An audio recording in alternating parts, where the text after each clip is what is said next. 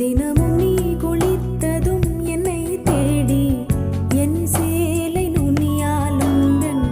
தலை துடைப்பாயே அது கவிதை